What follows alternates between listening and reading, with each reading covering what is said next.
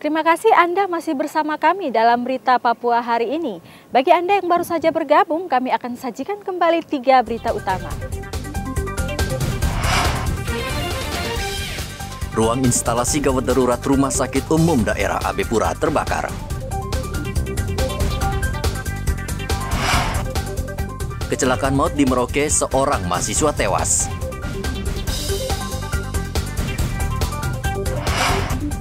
Membantu mendanai kelompok kriminal bersenjata, Kepala Distrik Kenyam diringkus polisi.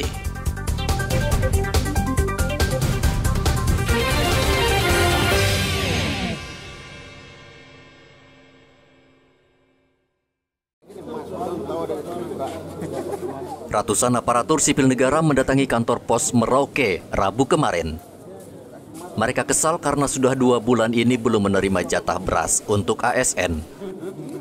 Menurut mereka, keterlambatan ini disebabkan pengalihan distribusi beras dari perusahaan dagang Irian Bakti yang sudah dipercaya puluhan tahun untuk membagi jatah beras kepada ASN ke kantor pos Merauke. Para ASN menyatakan sudah berkali-kali mendatangi kantor pos untuk mengambil jatah beras, namun tidak diberi dengan berbagai alasan. April sana, belum terima sampai sekarang. Berarti sudah berapa bulan? Sudah 2 bulan, 2 bulan. Dengan Mei sekarang. Alasannya kenapa, Pak? Alasannya karena lelangnya di over-over. Dari kemarin Irian Bakti saja. Kenapa sekarang kantor pos yang tidak apa-apa baru diberikan dia kepercayaan yang tidak tahu kerja itu. Begitu. Oh, iya. Ini Bapak banyak ya dari... Ini semua instansi dari 4 kabupaten semua belum makan nasi. Sudah 4 bulan. 4 bulan ini ya? Beras di kios 12.000 1 kilogram. Jadi kalau kita yang keluarga besar beli itu 1 kilo itu 12.000 pagi, siang, malam. Coba Bapak total sudah selama 3 bulan nih. Sudah berapa lama tidak dapat beras jatah? Ini sudah 2 minggu dari tertunda terus begini kita. Sudah 2 minggu di sini. Sudah 2 minggu di sini. Alasannya apa? Tidak tahu, ini dari sistem yang berubah ini, jadi kita juga jadi kacau. Bagaimana kepengurusan juga tidak jelas. Jadi sejauh ini beli beras dari mana? Dapat beras dari mana? Cari jalan dulu kita. Cari jalan saja ya. Kita ke sana sini. Bapak tugas di mana? Ya. Tugas di mana?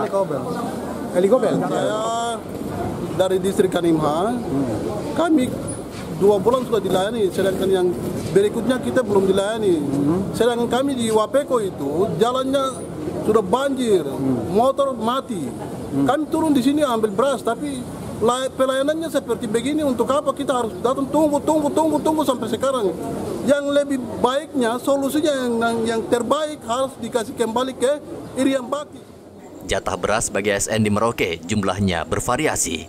Ada yang mendapat 10 kg untuk 1 bulan, dan ada pula yang bisa membawa pulang 40 kg setiap bulan. Kekecewaan para ASN ini beralasan karena sebagian dari mereka jauh-jauh datang dari distrik terjauh di Provinsi Papua Selatan untuk mengambil beras, namun harus pulang dengan tangan hampa. Para ASN ini mendesak pemerintah segera menyelesaikan masalah penyaluran beras untuk para ASN ini. Muhammad Ridwan melaporkan dari Merauke, Papua Selatan.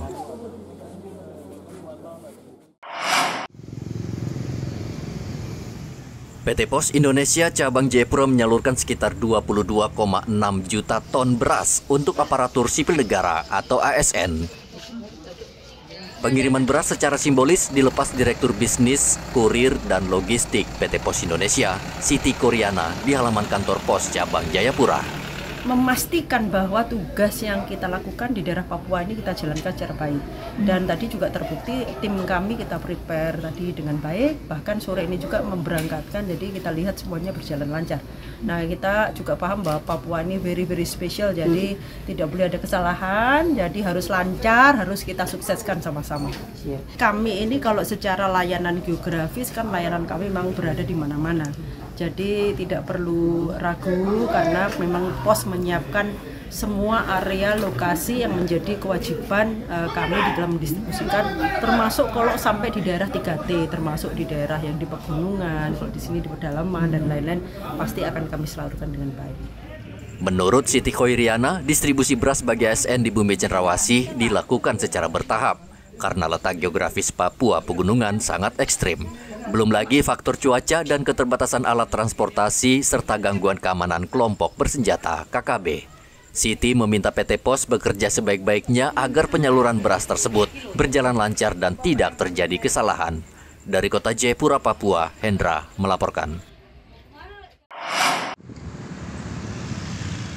Salah satu syarat utama bagi calon jemaah haji melaksanakan ibadah ke Tanah Suci adalah harus divaksinasi dari serangan penyakit meningitis.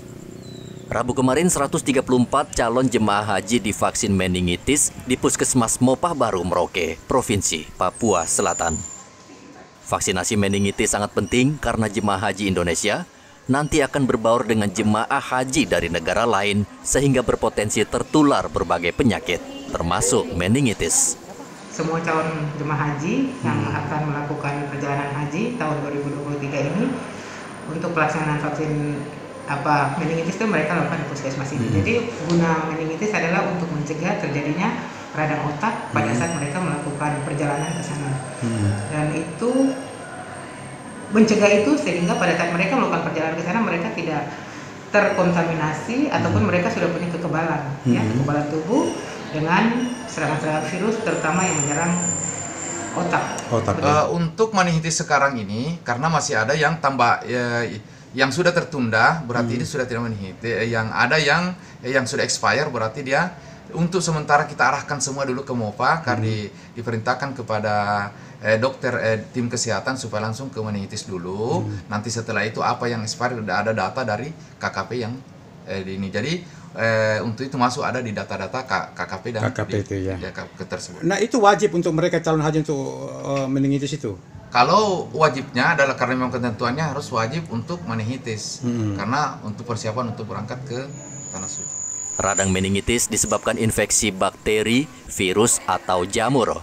Penyakit ini menyerang seseorang dengan kekebalan tubuh yang lemah. Calon jemaah haji harus mendapatkan vaksin meningitis karena penyakit ini mematikan dan dengan cepat menular di kerumunan orang seperti di Tanah Suci. Muhammad Ridwan melaporkan dari Merauke, Papua Selatan.